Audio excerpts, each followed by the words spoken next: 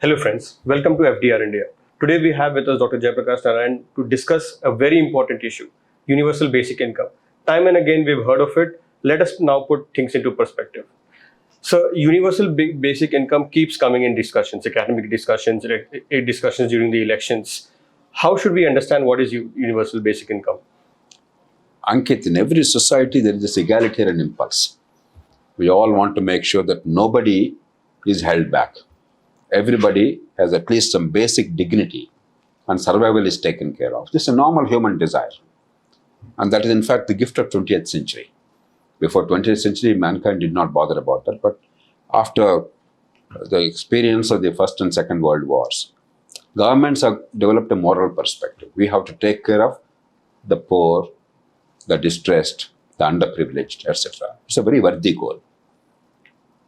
But we must understand the best way to do that is enhancing incomes, ensuring that the economy grows so that they have jobs, so that there's hard wage earning job and their incomes will improve. That gives you dignity, that gives you income, that gives you opportunity. And in order to hold a job, you require quality education, because skills are not dependent on your class or caste. Your knowledge or your intelligence is not dependent on class or caste. Everybody is born with basic level of intelligence. There may be individual variations, but not class or caste variations. So societies have come to realize that we have to really ensure that every child's potential is fulfilled. Every child gets opportunity by virtue of quality education. Our single biggest failure in India is substandard education to the bulk of the people. And once we created a problem by bad governments, we are now trying to find a solution from the government to increase the incomes without creating wealth. First, understand the larger perspective. Because money has to come from somewhere in order to go somewhere else. Nothing comes out of nothing. Something has to come from something. Now, once you understand, once you take care of the basic government duties, quality education, healthcare, rule of law, basic infrastructure, public amenities, and economy growing and creating jobs and giving incomes, then those who are falling behind, falling into the cracks for a variety of reasons, the society can do something to take care of them. We are not at a stage where we have done what we ought to do in the first place. So given that, let's examine the issue a little more carefully. What is our tax GDP ratio? That means how much of the total wealth created or income generated by the people going in the form of taxes. We are at 17 to 17.7%. Union and states put together, total taxes. On top of that, another 9 or 10% we are borrowing. So if you take the aggregate picture in India, 45 lakh crores is the total income of the union and the state governments. Latest numbers, nearest approximation I'm giving you. But the expenditure of the union and the states together is 72 lakh crores. So there is a borrowing of 27 lakh crores. I told you about 9-10% is the borrowing annually. So already we're in a serious deficit. You take any union, the union government in any given year or the state governments, most of the state governments, your salaries, pensions, interest amounts are more than the income. Salaries, pensions and interest amount. Almost nothing else is being done.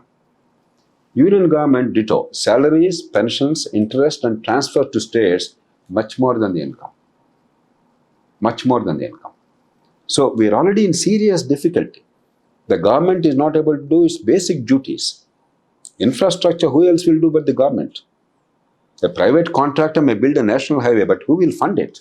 If the government does not fund infrastructure, if the government does not fund capital schemes like water supply, sewerage, and stormwater drainage, simple rainfall, we're getting floods everywhere. And we're complaining against nature. No, it is our task collectively. That's what the government ought to be doing. Nobody is going to flood-proof it individually. It has to be done collectively. If rule of law is not there, if infrastructure is not there, if the basic communities are not taken care of, if quality education, at least at school level, is not available, if healthcare is not available, what are you doing? You are perpetuating poverty. You are actually increasing poverty. Bad healthcare is causing poverty additionally to every year to about 5 to 6 crore people. That many people are descending into poverty every year because of lack of health care. Now, if the government fails to do health care at a relatively low cost, allows 5 crore people to descend into poverty, and then says, I'll give money to 5 crore people every year. Is it viable? Where do you get the money from? You can reduce poverty by simply improving the healthcare system at a low cost. Instead, you want to create a problem by your failure and then pretend that there is a solution which is in terms of giving money. No, there is no substitute to giving healthcare and education of quality. So given the 17.7% GSDP, which is the tax GDP ratio, we must understand the limitations. Keep that in mind.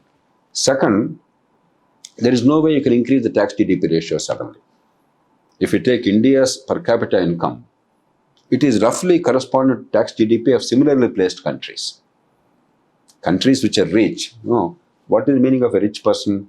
If you have, let us say, 25,000 rupees income per month, most of your money goes to your food, your house rent, and your transport. If you are 2 lakh rupees income per month, you probably are going to spend 60 or 70,000 rupees on food, on clothing and shelter, and transport. So the surplus for 25,000 rupees per month is very little. The surplus for 2 lakh rupees a month is a lot more. Therefore, the government can collect more money by way of taxes as a share of income for the 2 lakh person, but not for the 25,000 person. So that is the meaning of poverty. You aggregate it for the country. Poorer countries always have lower tax GDP ratio. Richer countries have higher. That's why Europe, America, they raise 30, 35, 40, 45% depending on the country and its policies of GDP as taxes. India cannot increase the taxes just like that. Nowhere in the world has it happened. All countries of similar per capita income have roughly similar ratios of taxation. You can't increase. Then what expenditure are you going to reduce? Already we are now stretching to the limit.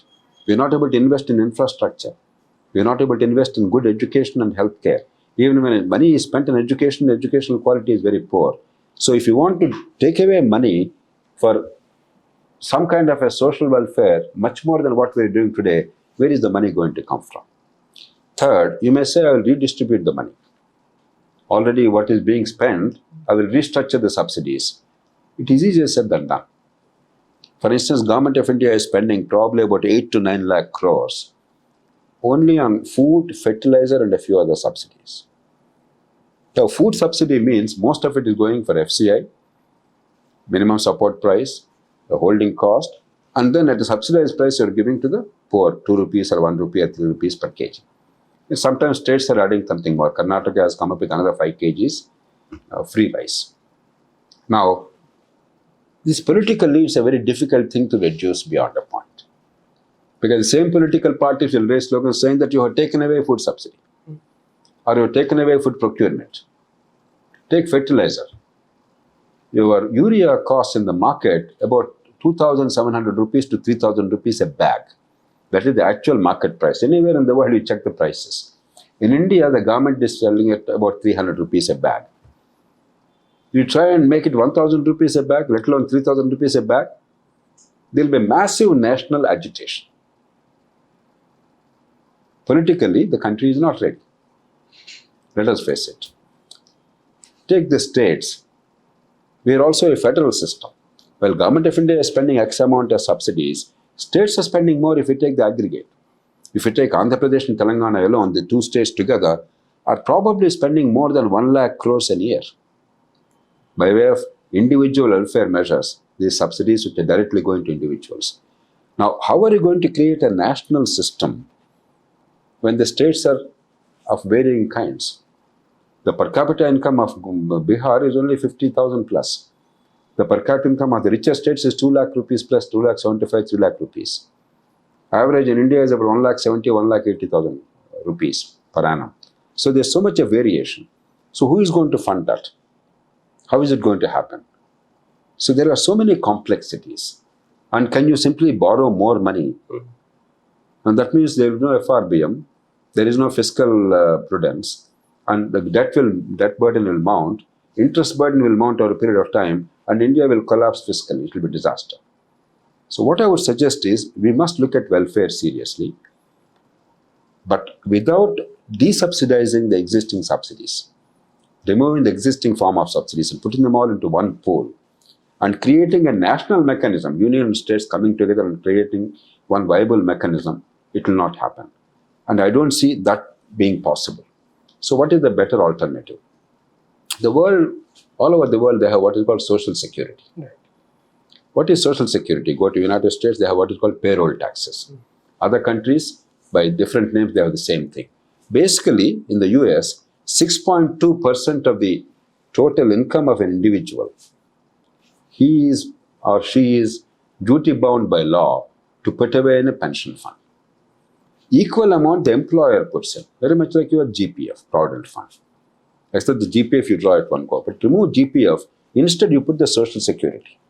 But the same manner, let's say 6% or 8%, whatever experts decide, is the percentage of income you have to put into the pension fund, equal amount by the employer, and remove GPF.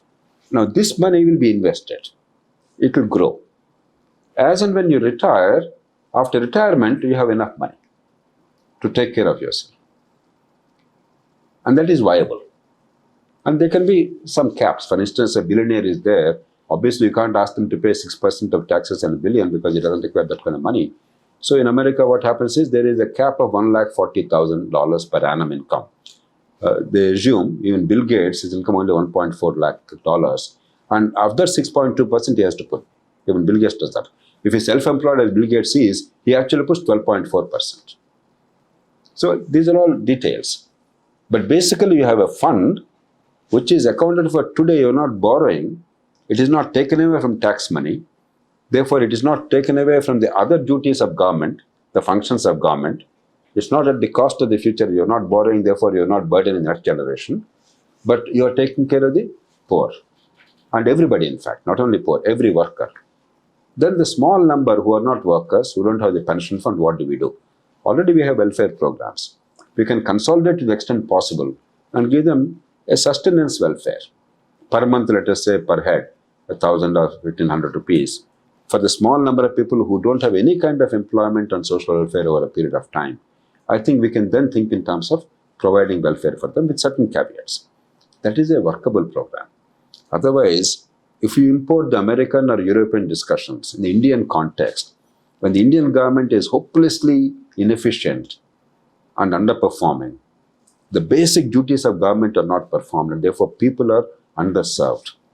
From rule of law to basic infrastructure to economic growth to education and healthcare to basic amenities. Then government fails to do what it has to do, without which people cannot survive. And the government takes on itself extra tasks with the people's money, borrowing heavily. That's going to be a disaster for the country. Thank you, sir, for putting into perspective universal basic income and social security for us.